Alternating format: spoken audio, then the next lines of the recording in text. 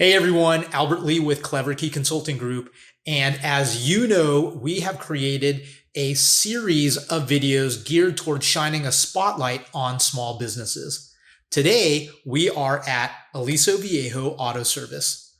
Aliso Viejo Auto Service is a place where I've taken my very own Honda S2000 in for service and maintenance exclusively for the past 10 years. For the first several years, I had my baby serviced only at Honda dealerships, but they started getting expensive and I found that the service integrity was declining. And that's when I started looking for alternatives. I found this gem of a place, Aliso Viejo Auto Service. Now, let's meet the owner.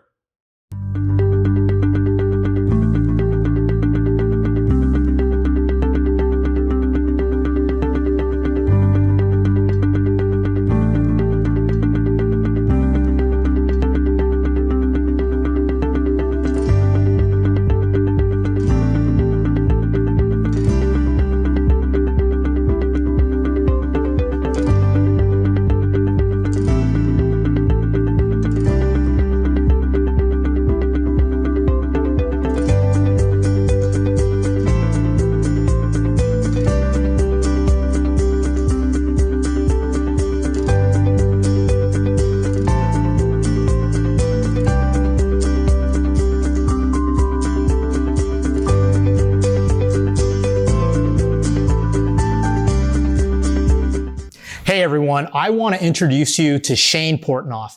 Shane, thank you so much for spending time with us to talk about your business. Can you tell us about your business? Oh, thanks for giving me the time.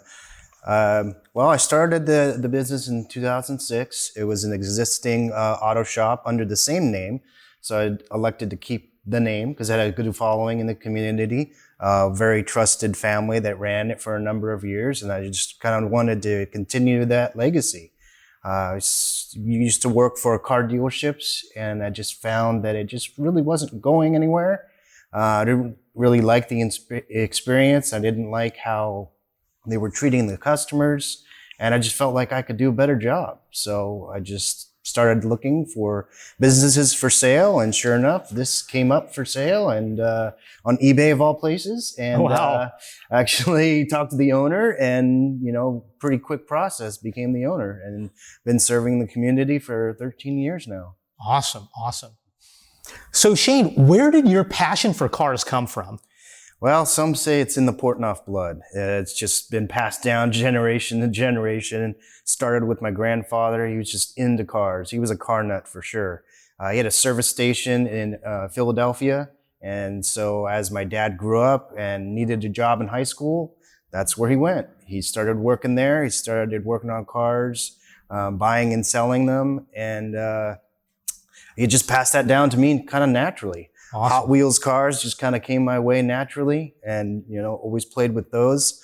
In fact, I started collecting them again and they're all on the walls here in the shop. So anytime someone comes by, I get constant compliments on my Hot Wheels collection. In fact, people love to add to it. They just bring me like random cars so I can put up on the wall. So it grows without me even having to contribute to it. So I didn't know that. That's kind of fun. Yeah, I thought that was all you. I didn't know that. No, people bring them. It's great. I love it. Just this week got like 4 more. Oh, cool.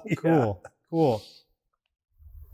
So Shane, tell us how you are different from your competitors and why people should take their cars to you for servicing their vehicles. Oh, great question. Well, in our community, there are a lot of other auto shops.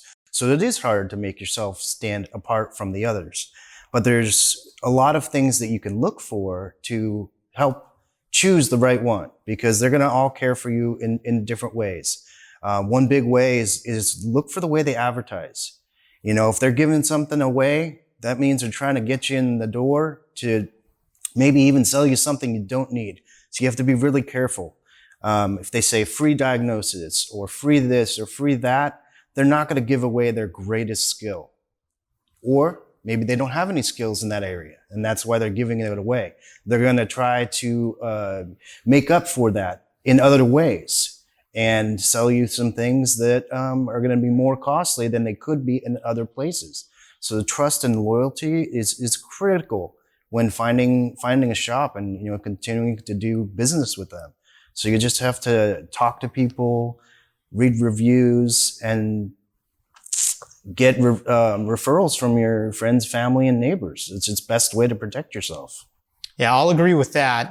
I came here, from a referral, and we'll talk about this in a second. But I've been taking my car to you exclusively for 10 years. Trust and loyalty goes a long way, doesn't it? It does. It does. Yeah. So Shane, can you tell our viewers what they can expect if they take their cars in for service here? Oh, sure. I believe we have a really unique service, which you're not going to find too many other places. We do this really cool inspection where we take about 58 points on your car, and we'll look at all of those areas. We'll take pictures, and in some cases video, notes, so you can actually see what's going on with your car. The videos will show you like stuff that you probably didn't even know about why we might be recommending something or not. I don't think anybody else really out there is doing that. That cuts down on our time and yours because there's less questions, because the pictures and the video tell the story. So we spend less time on the phone. We don't have to take long periods of time explaining things because it's all doing it for you. So it saves a lot of time. And it's super transparent because then you can trust what you see. You're not taking my word for it. You can actually see it. You can share it with your friends, family, ask grandpa, whatever you got to do to say, okay, my car really does need that. They're not just selling me something that isn't true. So it's super easy to just see that it's the real deal and it's truth. And I earn a lot of trust and loyalty from that. That's awesome. That's awesome. Yeah. Well, Shane, I think you run a really good business, and that's why I've only taken my car to you exclusively, which we're going to talk about in just a moment. But Shane, no one really likes to take their car in for maintenance or repair. What can you tell our viewers about maybe just the philosophy of maintaining your car or having it repaired? That's a great one. I compare it to kind of going to the dentist. Most people don't want to go, but they know they have to, and they don't know what kind of pain they're going to be in when they get out of there. So maintenance is the same way. It's like uncertain and it's scary. Part of the reason for that is lack of planning. So I think if most of us were to take the time and actually budget for it, plan for it, put the money aside, it'd be far less stressful because you'd have the money for it. And I know at times it's hard to save for this or that. You want to go out to eat and, to do all these fun things. I get it. I'm the same way. But if you took, say, minimum $100 a month and you put it aside, you're going to use it. I guarantee it. And at some point during that year or maybe the following year, it's going to be there for you. And you're going to be so much less stressed knowing that it's there because the car's going to need something. It's going to need tires. It's going to need brakes. It's going to need an oil change. And I don't care if you're leasing the car or if you own the car, if it's a brand new car or an old car, you're going to need it. Some people need more. So trust me, save $100 a month, set it aside. You'll thank me next year. Makes a lot of sense, Shane. Great tip. Thanks. Yeah. Shane, so I've been coming to you for the past 10 years now, as I've already told everyone. I want to ask you, if you don't mind, some kind of questions about, maintenance philosophy. So I try to get my oil changed by you every 7,500 miles. Can you talk about the idea of getting your oil changed, on a periodic basis? What's your philosophy on that? Well, it does vary a little bit by car. I think a good number, which is really easy to remember for most people, is 5,000 miles. It's just easy. You see it come up. It's 20, it's 25, it's 30. It's easy to remember. Almost everybody I know goes over the recommendation, whatever that happens to be. Right. So I'll put a oil change sticker on a car and it'll say 5,000 miles. They're coming in at 6, almost always. So I have to kind of outsmart them a little bit in that regard because they're going to take more than what you give them, which is obviously bad for the car because they're going to have more problems. Some people come in every 3,000 miles or once a year, regardless. They might be old school. And I don't see any harm in that. In fact, those cars need less work. Yeah, I believe that the oil keeps the engine cooler, therefore they have less oil leaks. And the reason for that is the gaskets don't fail. So if you come in earlier for that oil change, it's really just cheap insurance. Okay. It's going to benefit you in the long run. It's not that much money in most cases, but some of these manufacturers, they're going like 15,000 miles or more on an oil change. And if you're wanting to keep your car long term, I just think that that's really foolish. It's going to cost you a lot of money in the long term for increased maintenance because of those long oil changes. The additives in the oil just break down. The oil itself is fine, but the additives is what protects the engine, and those go away. They break down, and that's where the problem is. Also, that some engines burn oil. So the old adage with synthetic oil is like, oh, it lasts longer. I don't need to go in. Yes, you still need to check the oil level. I get people come in at the recommended mark, and it might be down a quart or 2 quarts because the engine burned some oil, and that's really bad too. So just check it. Yeah, mine does. Mine burns oil.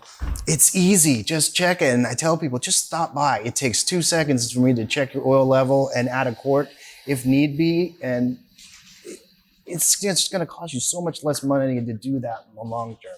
It's just a quick, easy thing. Learn how to do it. It's not that hard. I agree. So Shane, if you could come up with maybe the top 3 or maybe the top 5 maintenance style things that our viewers should know about. We obviously talked about changing oil, but what are some other maintenance type things that our viewers should be constantly thinking about in addition to oil?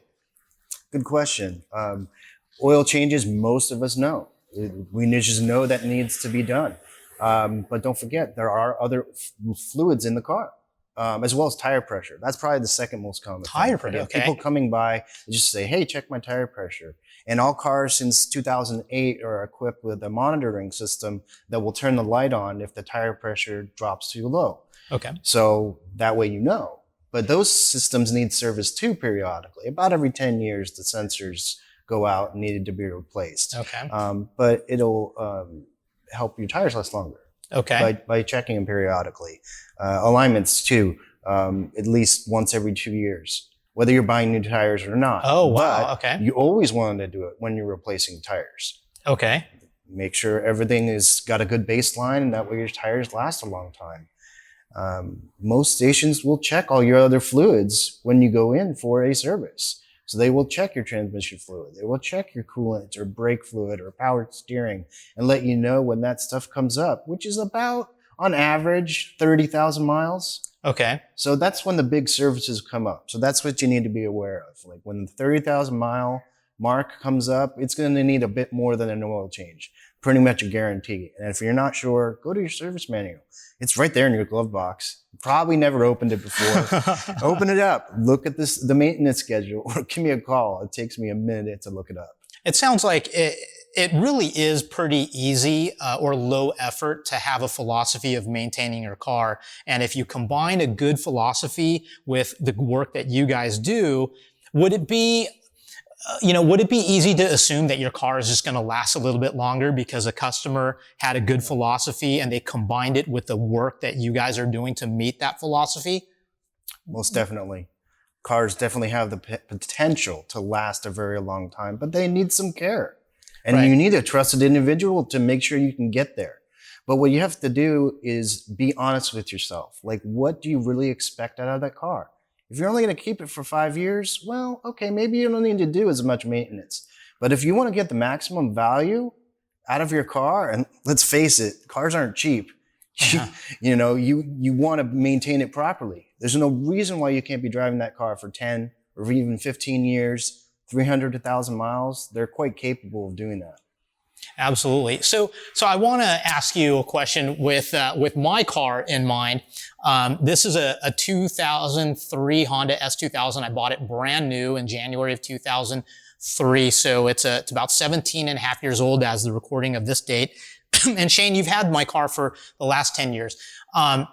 How do you think it runs? And I know it's kind of loaded because you're the one maintaining it, but truly, like if you guys look at it, I take care of my car. I wash it, I detail it, and I get it maintained. Shane, can you tell me, out of all the customers' cars that come in, How does this stack up in terms of how it's running? Can you talk about that? Yeah, the car runs great. I mean, it drives virtually like new. We just did some recent repairs to it, and you're gonna love how it drives. Thank you. Once you get behind the wheel, you're gonna be like, I can't even believe like what it has changed over time. And that's a lot of things that people don't notice that occurs over, say, a 5-year period or a 10-year period, that things have worn and deteriorated to some degree, that they've lost some performance, they've lost some fuel economy, or maybe even how it looks. But if you want to renew your feeling in your car, there's 2 things you can do, I feel, to a car to do that. And they're pretty easy. New tires, because it'll ride beautifully, or have it detailed. You keep yours pretty clean, so it's like, it must be a pleasure to just see that every time you go to the garage. You're like, I'm gonna get in this car and it's gonna be clean, and you just enjoy driving it. So if you take care of it, you're gonna enjoy it more, and you're gonna see more value in your dollar, and it's just gonna be a more pleasurable experience. Yeah, I can attest that this thing runs really well. And thank you so much for you and your team for taking care of my car so well. In the past 10 years, and I know you probably can't remember everything that you've done, but what are some of the things that you can remember, whether it be routine or special things, that you've done to this car to make it running so well? Regular maintenance has cut back on repairs quite a bit. Yeah, I think that saved you a ton of money by doing that. So don't we all want to save money? Yeah, absolutely. I mean, in the long run, I know it's kind of hard to see the big picture like in the beginning, but a few dollars here could save you thousands later. I think that's really what it comes down to, is do at least what the manufacturer recommends, if not more. Because some of the stuff that the manufacturers recommend, I find, is a little bit too relaxed, because let's face it, they want to sell cars. Sure. They don't sell maintenance. That's not where they make their money. They want to keep selling cars. So if you find a good trusted mechanic, they're probably going to recommend stuff that need to be done a little bit more often than the manufacturer's book, because they want to see you driving that car for long periods of the time. You want to get your maximum value out of it. I know I do. Yeah. Any product. Well, everyone, 17 and a half years, still going strong. It has about 165,000 miles on it now. But Shane, if I kept my philosophy of always coming in at 7,500 miles, at least for this car, for an oil change and getting all of my routine maintenance, and I keep it up, Shane, not that you can predict, but if I kept this up, how long do you think this car could last? That's a great question. Indefinitely. I mean, at some point, I guess some things are going to wear out, but it's what's your expected life out of the vehicle. And I just feel like the better care you take of it, the longer you can keep it. But most consumers don't want to. And that's why the car companies are constantly, redesigning their cars, because people get bored and they're just like, I want something new. But it just really depends on what you want out of the car. And you got to be honest with yourself. Okay. Because I hear from people almost daily, oh, I just need another 6 months out of this car, or another year out of this car. Meanwhile, 3 years later, this is still have it. So we could have probably done more to keep it going, because they weren't really maybe honest with themselves. They may want a new car in 6 months, but realistically, they're probably not going to get it. Great. Well, those are all great tips. Thank you so much. You're welcome. So Shane, can you tell us what's been the best part of being an entrepreneur and having your own business? Best part is anything that just really makes me feel good. Like, everyone likes to be appreciated, and so showing your appreciation to someone for anything that they may have done for you, I think just goes a long way. Opening a door for somebody, I mean, it could be so basic as that. People come to me with problems. I'm a fixer, and it might not always be about the car. It might be like, oh, I gotta pick up my daughter at 2:00. Like, how can I get there? Do we need to find a rental car? Is the car safe to drive? Is a temporary fix possible? But, safety being number one. that's just really what makes me feel good. Like that makes it all worthwhile. Like at the end of the day, if I can look back and say, okay, mission accomplished, I nailed it. Those are the best days. Awesome. Awesome. Okay. So Shane, now what's been the most challenging part of owning your own business? Oh, well, I knew that was going to come. We get challenges like constantly. They're always coming my way in many forms, and it can be stressful. The most challenging thing is probably just trying to make everybody happy. Oh, okay. I just like people to be pleased with what I've done or how I can help them. But I get frustrated, lose my focus, when people post a negative review or something like that, because sometimes we're not on the same wavelength. No matter how hard you try, you're just like, okay, they misunderstood or the message wasn't conveyed properly. And that really brings me down. That affects me a lot. So I really, really try to go above and beyond and just avoid those situations. So Shane, what are some things you've learned about being an entrepreneur? Wow. There's so many things I've learned. Coming from a background of being a technician, you only see maybe half the picture of what really goes on in a business. So the first probably year was a crash course for me. I made so many mistakes. I wasn't charging enough for the value of my work. To stay in business. I mean, it almost didn't make it many times. Wow. And that's really tricky, is to have enough customers and to charge a fair amount for what you're doing. That was really hard for me because I always thought with my wallet, whenever I was pricing jobs for people, like that was hard to say, hey, your car needs, XYZ and it's going to cost you so much, because I felt bad. If it were me, I'd be like, oh man, that hurts a little bit. So that kind of thing was really hard for me to overcome. But once I realized that there's certain numbers, that you have to meet in order to pay all the bills. For us here, the community that we're in, it's fairly costly. Rent is fairly high. Insurance is high. A lot of things, just having employees. So if you don't charge it enough, you're not going to make it. It's as simple as that. So finding that number is hard. And for every business, whatever number that happens to be for a product or service, it's gotten there for a reason. Feel free to question it, but just know that that's what it takes for them to make a living. So when it comes to discounts and other things like that, just, be aware of what you're fully asking for. That's going to be a little bit more of a struggle for that business to stay afloat. Yeah. And they're just trying to put their kids through school or make sure they make it to soccer practice and things like that. That's why it's so important to support the small business owner. The big box stores, they're probably going to survive. They're going to outlast us. But, support the little guy. Yeah, I can definitely attest to that. Great lesson learned there. So Shane, now that you have a business consultant in front of you, are there any business challenges that you're facing right now that if you could ask me and I can help you with, what would that be? The most common thing that comes up is stability. I kind of liken our business to a roller coaster, and you're riding it blind. And you don't know where the ups and downs are going to be. So it's kind of hard to prepare for that. And when it's down and you're waiting for something to happen is very stressful, because the bills still come. Right. No matter what. Like, you can't stop that. So yeah, if I could get help with stability, that would be a great asset. Yeah. Okay. Great question.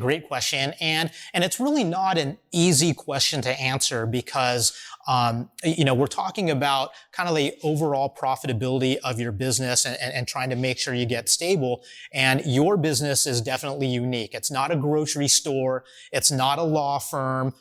So you're going to have things that maybe other businesses don't engage in. But there's a couple things that we'll talk about.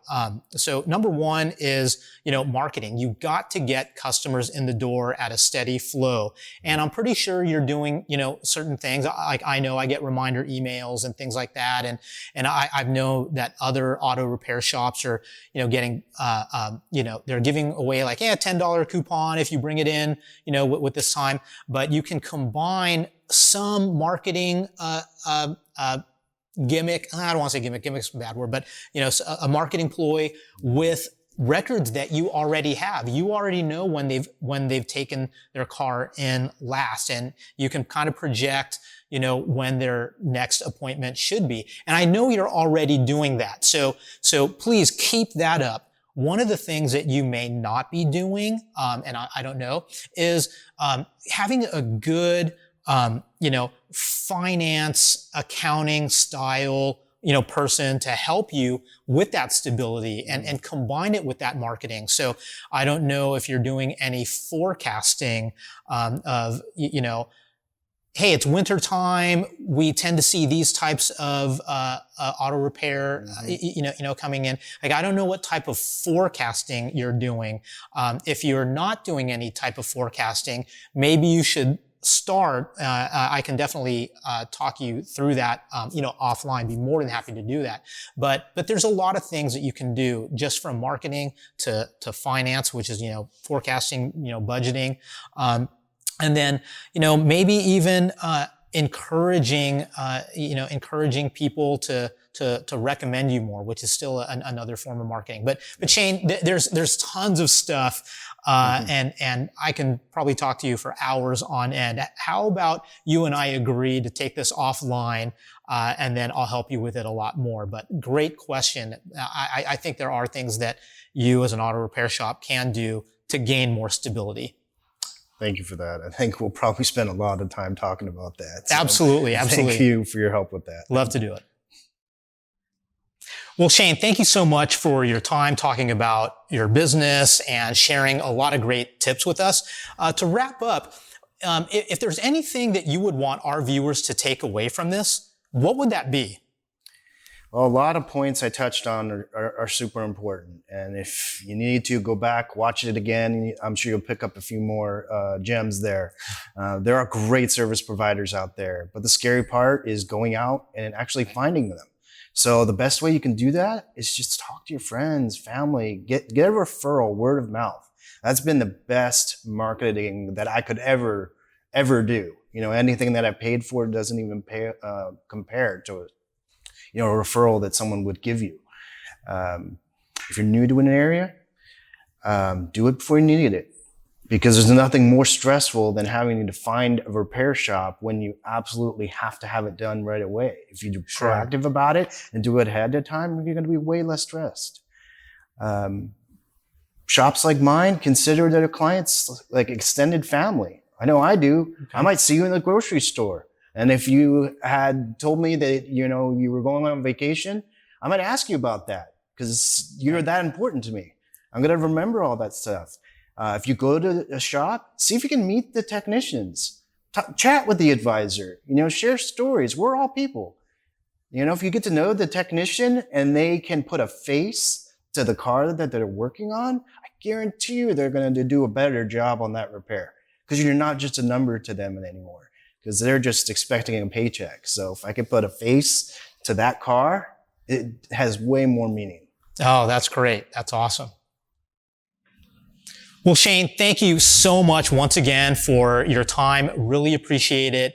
But before we go, can you tell our viewers how they can get in touch with you? Of course. There's many ways you can get a hold of us.